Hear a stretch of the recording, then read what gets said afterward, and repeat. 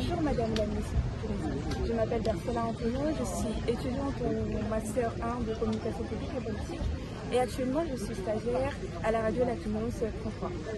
Donc merci premièrement pour cette opportunité de pouvoir discuter avec vous. Donc vous êtes aujourd'hui candidate aux élections municipales de 2026 à Bordeaux. Donc on va un petit peu parler des raisons de votre candidature ainsi que votre vue votre regard sur la ville de Bordeaux et pour finir aussi votre proposition pour Bordeaux. Donc pour commencer, est-ce que vous pourrez rapidement nous parler de votre parcours professionnel? Bonjour et merci, c'est moi qui suis honorée d'être interviewée par votre radio et bravo pour votre stage.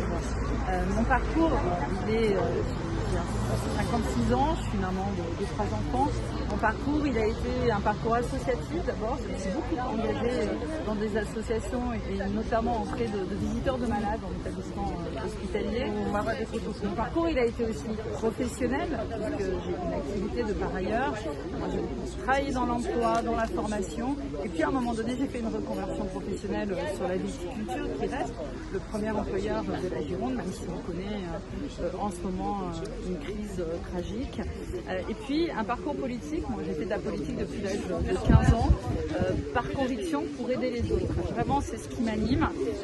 Et effectivement, après avoir été maire adjointe auprès d'Alain Juppé pendant 10 ans, j'ai été auprès de Gérard Larcher, vice-présidente du Sénat, et j'y ai siégé pendant 7 ans.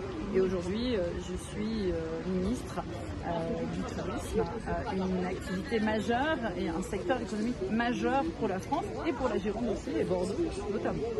Très bien. Avec ce parcours majestueux et qui plus est très intéressant, pourquoi vous direz, qu'est-ce que vous motive à vous présenter aujourd'hui à la mairie de Bordeaux? Eh bien, nous avions un candidat qui malheureusement est tombé, Nicolas Florian, que j'ai soutenu et qui, en nous quittant, a fait prendre conscience du fait qu'il fallait que je m'engage plus pour les Bordelais, ce que j'avais fait pendant de nombreuses années. Et donc, j'ai pris la présidence de l'association de campagne et me suis engagée effectivement sur cette candidature parce que je ne me retrouve pas dans la gestion de la ville par Pierre Véronique et sa coalition. Aujourd'hui, Bordeaux se dégrade, Bordeaux décline, nous avons des problématiques de sécurité, des problématiques d'attractivité, nous perdons des emplois, nous n'avons plus de logement, nous avons des problèmes de commerce qui ferment à tour de bras et qui ne se renouvellent pas. Voilà. Et tant d'autres problématiques.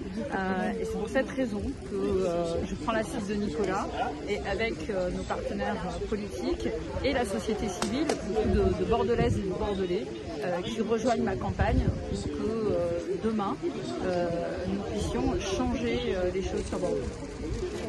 Et avec ce regard sur la ville, quelles seraient vos priorités si vous êtes élu en 2026 et vos propositions pour la ville de Bordeaux? Retrouver une ambition, retrouver une attractivité parce que c'est important, une ville où on peut se loger, une ville où on peut travailler, une ville où il fait bon vivre, on se sent en sécurité. C'est mon ambition, effectivement, de pouvoir faire comme j'ai pu le faire à un moment donné comme maire adjointe de quartier, où nous avons apporté des solutions. Mon ambition, c'est ça, c'est de trouver au fur et à mesure des solutions pour chacune et chacun d'entre nous. Une ville apaisée, une ville où, et vous êtes concernés, aussi, où les femmes se retrouvent en sécurité, parce que c'est ça Bordeaux, c'est normalement de la fraternité. Et moi je souhaite être à nouveau fière de ma ville. Très bien. Est-ce que pour finir, vous souhaiterez adresser un dernier mot à tous les Bordelais et Bordelaises qui vous regardent aujourd'hui?